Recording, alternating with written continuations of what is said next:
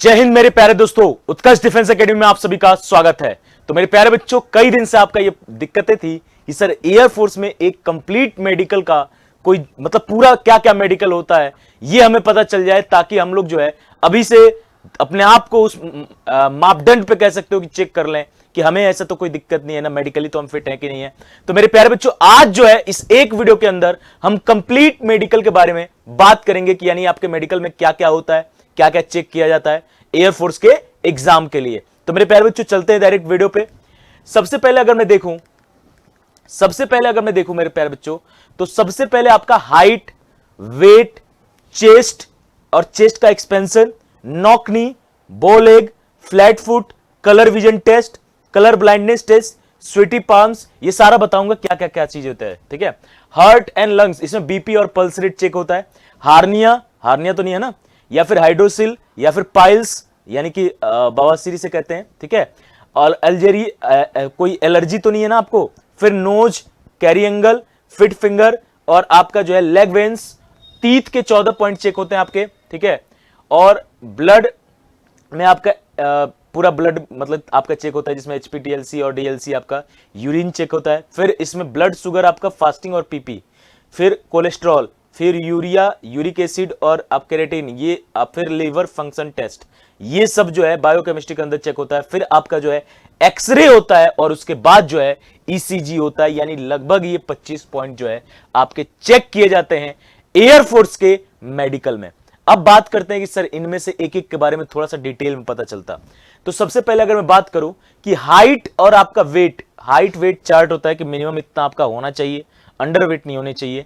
तो उसके लिए आपका हाइट वेट चार्ट मैंने आपको यहां पर दिखा दिया कि जितनी सेंटीमीटर आपकी हाइट है उसके अकॉर्डिंग एज के अनुसार जो वेट मिनिमम होना चाहिए वो आपका यहां पर दिख रहा है। नोज में क्या देखते हैं, तो मेरे प्यारे बच्चों याद रखिएगा, नोज में जो ये यहां पर अगर देखो अंदर ये ऐसा अगर आपका है, ठीक है, तो इसमें आपका जब ये देखते हैं तो इसमें ये जो है नॉर्मल है। ठीक है। लेकिन अगर ये ज्यादा कह सकते हो कि थोड़े से बड़े हो जाते हैं तो ये मॉडरेट में आता है। फिर आपका इससे भी ज्यादा बड़ा हो जाएगा तो आपका सीवियर में आ जाएगा, और इससे ज्यादा आ जाएगा तो यहां पर ऑब्स्ट्रक्टिव में आ जाएगी। यानी यहां पर आपको जो है वो पॉइंट्स दे देंगे, यानी रीमेडिकल के लिए आपको कंसीडर कर दिया जाएगा। ठीक है।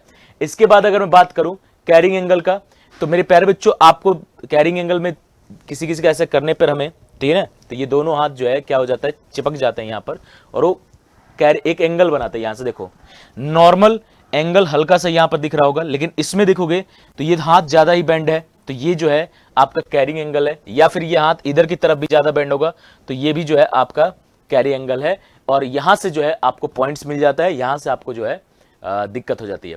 यहां पर एक लेग वेन्स में बड़ा हिस्सा कंफ्यूजन सा रहता है।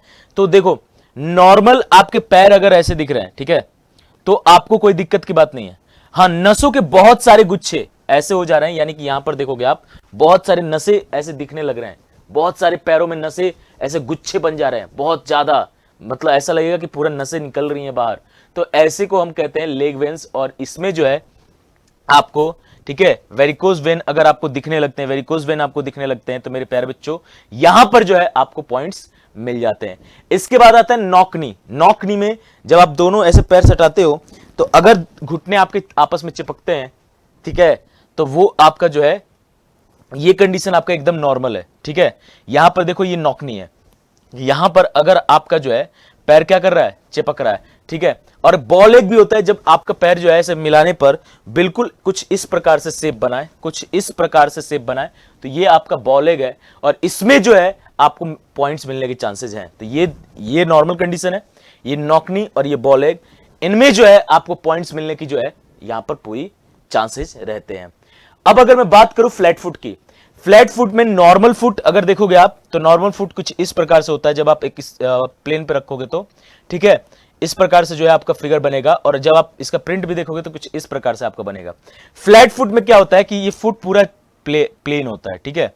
तो यहां पर आपका जो फिंगर जो प्रिंट है, मतलब ये आपका कह सकते हो जो आपका ये चिन्ह है कुछ इस प्रकार से बनेगा, और या फिर हाई आर्क भी जो है कुछ ज्यादा ही यहां पर गैप है, तो ये भी जो है आपका दिक्कत की बात हो जाती है। यहां पर भी जो है आपको पॉइंट्स मिलने के चांसेस हो जाते हैं। तो फ्लैट फुट और इसमें पॉइंट्स मिलने के चांसेस जो है हो जाते हैं। इसके बाद अगर मैं बात करूं फिट फिंगर में, तो फिट फिंगर में आपका पहला, दूसरा, तीसरा और चौथा कंडीशन दिख रहा होगा, तो ये आपके जो है फिट फिंगर के यहां पर लक्षण है।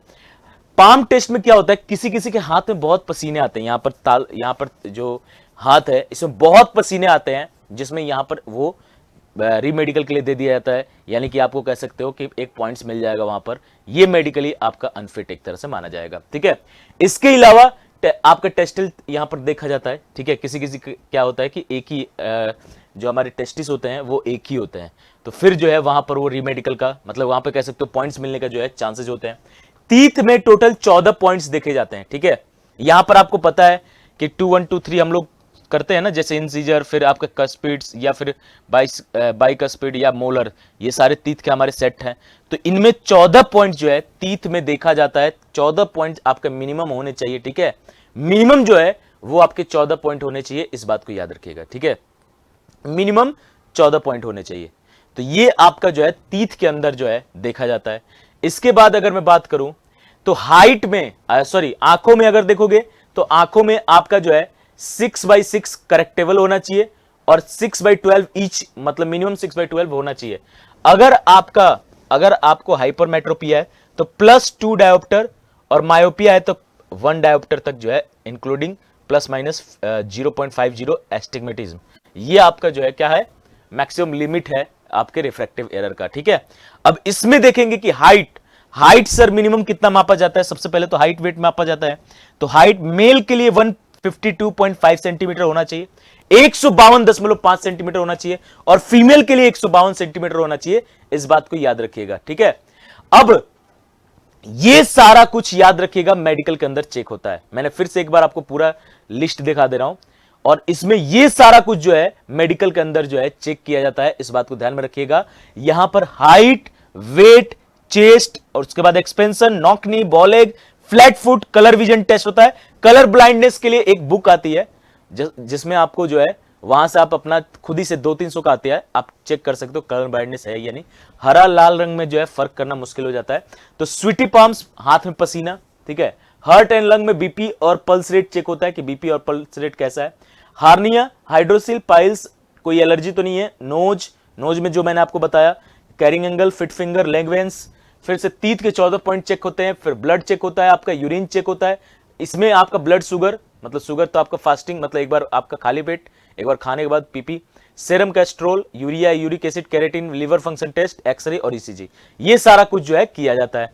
अब अगर आप इस सारे पॉइंट्स में अपने आप को खड़े उतरते देखते हो तो मेरे प्यारे बच्चों अब लग जाइए तैयारी में।